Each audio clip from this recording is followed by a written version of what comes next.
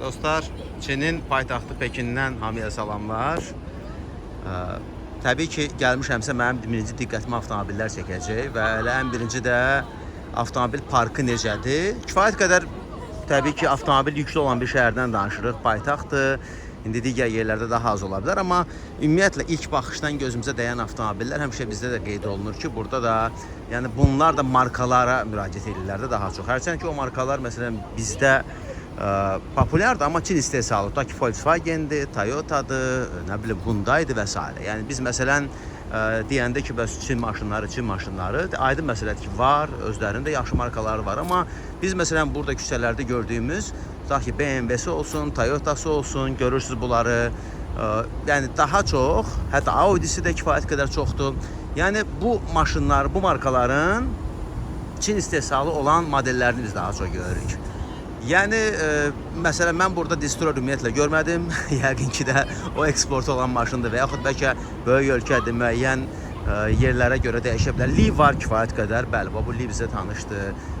Mercedes, yəni bu markalar deyəndə daha çox elə bunları nəzərdə tutub deyirəm.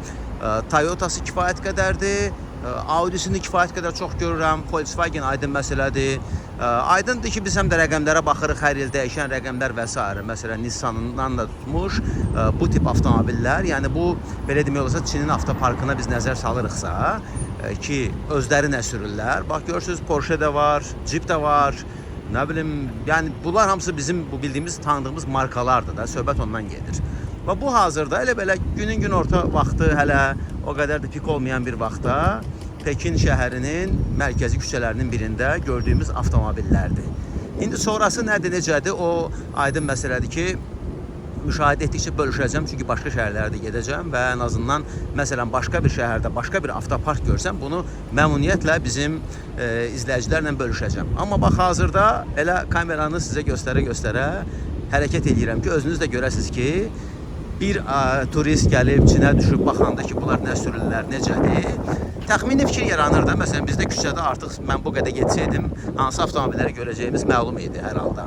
Və belə bir müşahidə sizlə bölüşdüm. Yeri gəlmişkən deyim ki, bura gəlirsinizsə, əslində çətin bir şey yoxdur. Kifayət qədər rahat ölkədir. Bizlə də viza problemimiz yoxdur. Artıq gəldim, bir dənə deklarasiya bəyan elədin, getdin.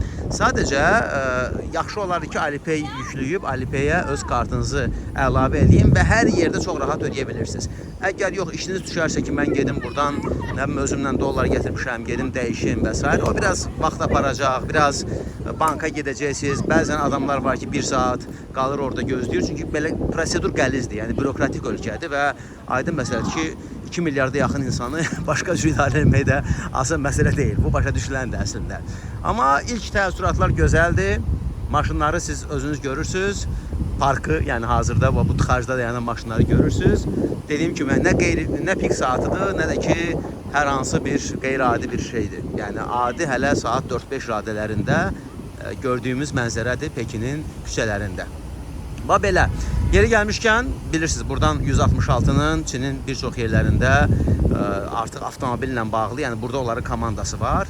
Siz elə buradan kimsə hər hansı bir maşın istəyirsə, bizə də radioya yazırlar. İndi burada gəlmişkən deyim sizə ki, 166-ya müraciət edə bilərsiniz. Onların buradakı komandası sizə istədiyiniz maşının şəklinə kimi göndərir.